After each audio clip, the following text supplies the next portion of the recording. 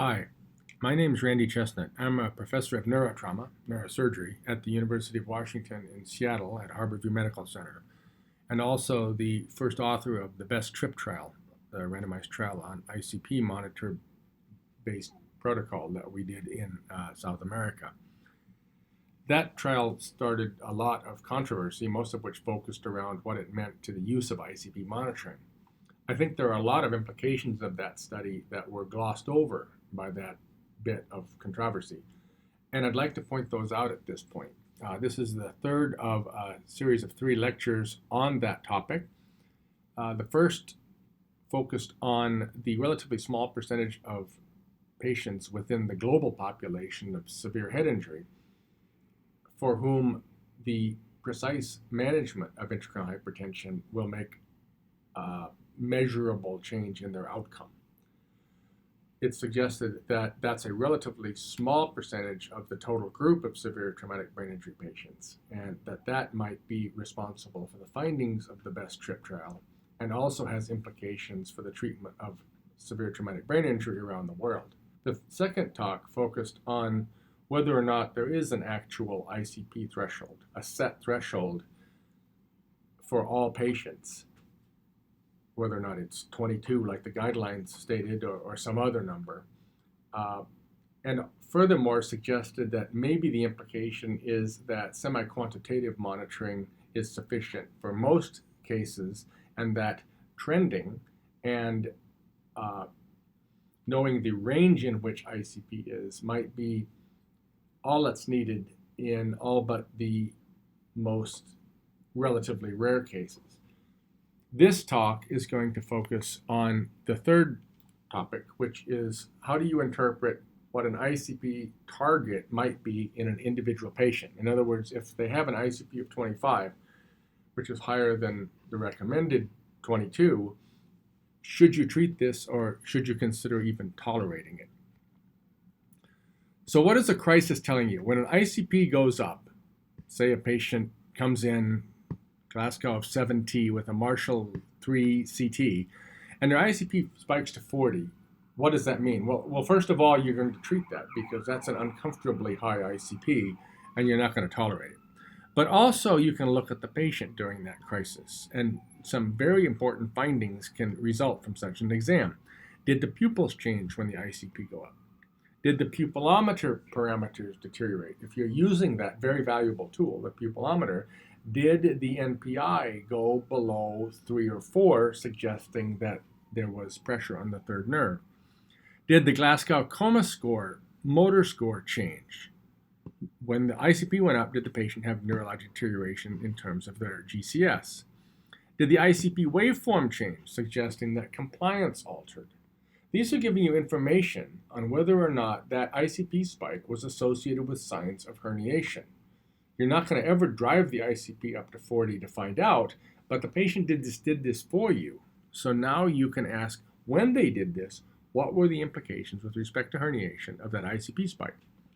Now you can also look at the brain tissue oxygen if you're monitoring that. Did it drop to an unfavorable number when the ICP and therefore the CPP dropped? And then of course you can ask, was it normal before the ICP spike, which might give you a suggestion as to the etiology of the ICP spike. But this is giving you information on whether or not that ICP spike was associated with ischemia. Again, you wouldn't do this intentionally, but since the patient did it for you, you should get all the information out of it that you can. So why is this important? Well, if you look at intracranial pressure, you can actually break it down into subcomponents. Direct pressure, herniation, CPP, and miscellaneous. Now, we know what CPP is about. Basically, it's a very crude measure of perfusion, MAP minus ICP. And we know that there's a separate concern about intracranial hypertension, which is herniation. And that can be estimated or tested by looking at compliance, although we don't have a great way of doing that right now. There might be other issues. It may be that direct pressure is in itself bad for the brain, but we don't know that. But at the current state of ICP, we can break it down into its subcomponents, the two most important of which really represent the two great evils in traumatic brain injury, herniation and ischemia. where herniation is about pressure, or really about pressure gradients and shift, and ischemia is about the balance of delivery and consumption. Now, for sure, these are not completely separable. If you have markedly elevated intracranial hypertension, it may give you ischemia. And if you have ischemia and the development of edema, you may develop intracranial hypertension and herniation. But just conceptually, you can think of ICP in terms of these two categories as a working tool. And then you can target them in terms of your analysis of the effect of ICP on an individual patient. There are a lot of pathologies underlying severe traumatic brain injury and intracranial hypertension. And one nice thing is that they tend to parse into categories if you think in terms of herniation potential and ischemia potential for a given ICP and a given patient. In terms of herniation, towards precision medicine, you can start to ask questions in terms of what does a given ICP that might be spontaneous by the patient or due to movement or treatment that tells you a little bit about what an individual ICP value means in terms of herniation. And that may be useful not only in terms of understanding the ICP value, but also directing treatment. The same with ischemia. Towards precision medicine, you can be observant in terms of when ICP goes up, or for that matter, when CPP goes down, do you see evidence of ischemia? You can then look for underlying possibilities for treatment and target that therapy. So what is a crisis telling you? It's basically giving you information on the toxicity of elevated ICP, which can be very useful when considering ICP and CPP thresholds. Let's just go through an example to see how that might play out. Let's say we have a brain injury case, a 23-year-old male, road traffic accident, GCS 7 at the scene, although many times there's only 3 GCSs at the scene, 7, 3, and 15. So you have to take that with a grain of salt. But they arrive intubated to hospital and they're sedated. Their GCS is 6T, they're intubated, E1, V1T, M4. Pupils are equal and reactive. Vital signs are acceptable, they're not anemic. They do have other injuries. They have a surgical pelvic fracture and right radius fracture, which has been splinted. Their imaging is not too remarkable. It is subarachnoid hemorrhage and it obscures the cisterns. They suggest to me that they're a bit compressed, but subarachnoid hemorrhage makes that difficult to interpret. There's no surgical mass lesion and no significant midline shift. So the patient's put in the ICU. They're eucapnic, euthermic, head of bed is as high as the pelvic team wishes. An ICP monitor and a brain tissue oxygen monitor is inserted. The initial ICP is 30. They're given 23.4% sodium chloride, and it goes down to 13, although it starts to drift back up. And the brain tissue oxygen monitor is 8. So what do we do? Well, the first thing you have to do with the brain tissue oxygen monitor is see if it's actually functioning. So we turn the FiO2 up to 1 and it doesn't rise. So now the brain tissue oxygen monitor has not calibrated yet, and so you can't trust it. So you don't react to that until you've tested it. So now you don't have such a monitor and you're always concerned about ischemia, so what do? Well, it may take time for those to calibrate, but the patient repeat CT is unchanged, the exam remains stable, and it's actually relatively good, with motor 4. So maybe you just stay the course. Now, an hour later, now the brain tissue oxygen monitor is working. It's 22, and it rises to 34 with the increase in FiO2. ICP is 24, a little bit higher than the recommended value. It does go down to 14 after another bolus of saline. Serum sodium is acceptable. ICP is drifting back up, suggesting maybe you're going to have to work on this a bit. The exam remains stable, and the pupils are equal and reactive, and the pupillometer NPI is acceptable. It's greater than 4 bilaterally. Now what do? Well, this is a relatively acceptable situation. You have ICP control, you have adequate brain tissue oxygen by that monitor, pupils are reacting okay, and the exam's followable, so maybe just stay the course. So the next day, what's going on? The brain tissue oxygen again is 24. It's never gone below 20 since calibration, no matter what the ICP's done. The ICP has ranged from 12 to 26, responds to hypertonic saline, Serum sodium is now creeping up to 152. And the response to hyperosmolar agents seems to be about 2 to 3 hours. Then you have to consider another treatment. The exam remains stable, and the pupils remain stable, reactive, and acceptable, including with pupillometer. Repeat CT shows a bit of clearing of the subarachnoid blood, no midline shift, and the cisterns are starting to appear. It's a youngish patient. Probably the cisterns are a bit compressed, but not too bad. So now what do we do? Well, let's look at the information that we actually have here that we may be passing up.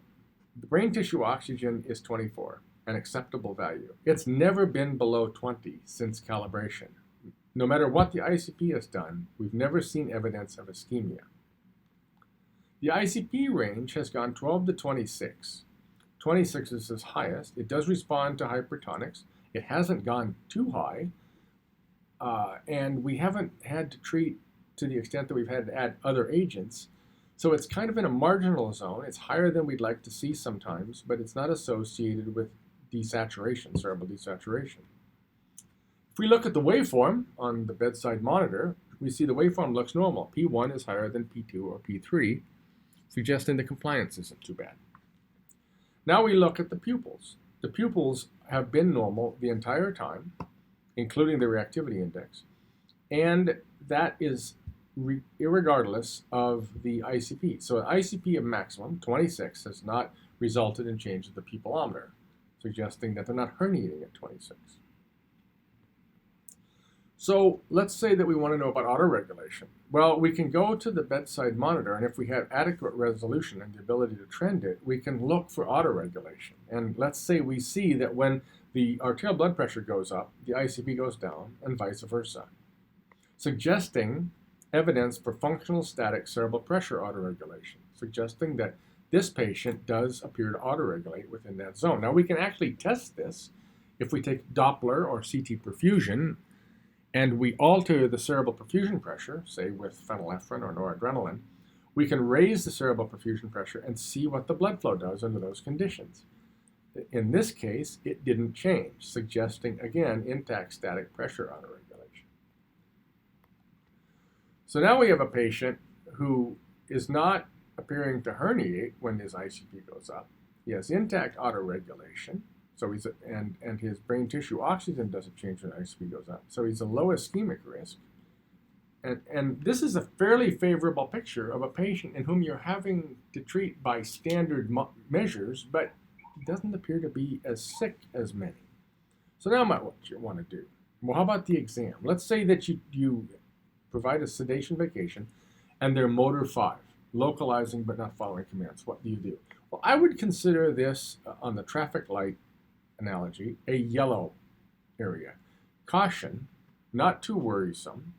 And I might consider elevating the ICP threshold to 25 or maybe 26 and seeing how they do there, watching carefully for concomitant changes in brain tissue oxygen, pupillometer, compliance, etc., repeating the autoreg.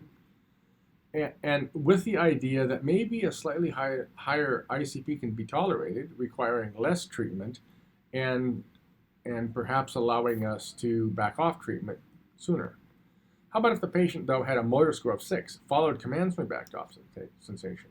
Well, under these conditions, with the no desaturations and no evidence of herniation at 26, I would definitely back off on the treatment and reset the threshold, and probably consider that this ICP and brain tissue oxygen monitor pathway might be discontinued within about 24 hours. And the patient may have a bit of quite tolerable mild intracranial hypertension. That's not something that needs to be treating, it's just part of his brain injury. That's, to me, a green patient in that analogy. Now let's just slightly change that scenario and see what it might mean in terms of management. Let's say that everything's the same except that the pupil reactivity changes when the ICP goes up. So that it's fine as long as the ICP is low, 12, less than 22 say. But when it goes up to 26, then the NPI goes low. And now you're concerned that something's going on when the ICP is up. And if you look then at the bedside trace, you may notice that the waveform is not normal. that peak 2 and maybe even peak 3 are higher than peak 1, an abnormal compliance waveform.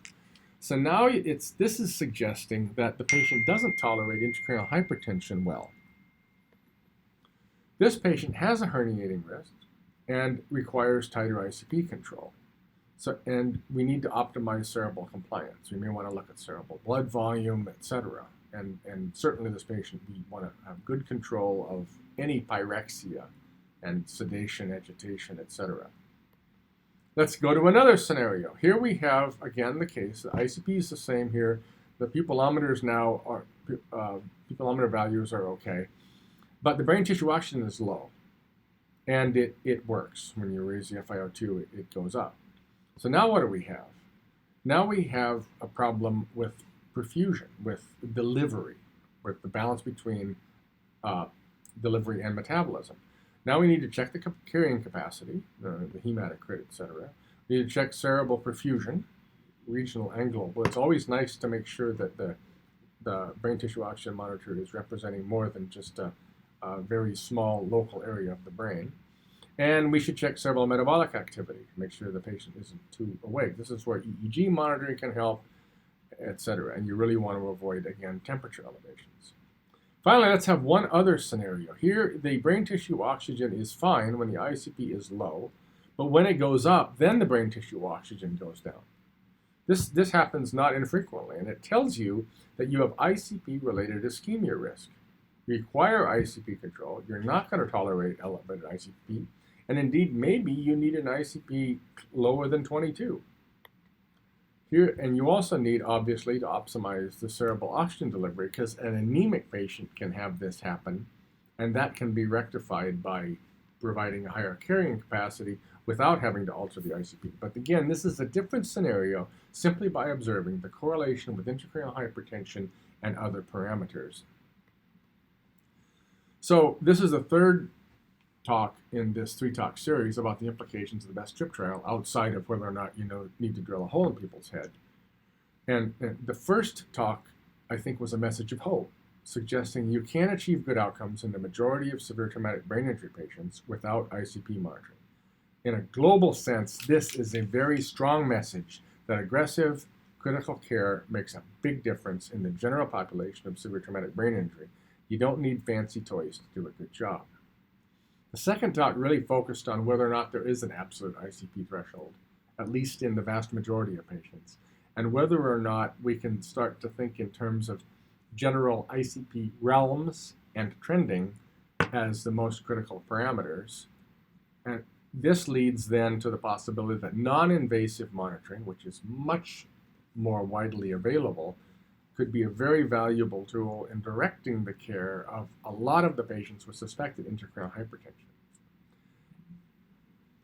And now we're talking about, in the third lecture, really the idea of targeting patients and targeting intracranial pressure, CPP thresholds, etc., based on individual patient responses to either spontaneous or induced changes in intracranial pressure, cerebral perfusion pressure, etc.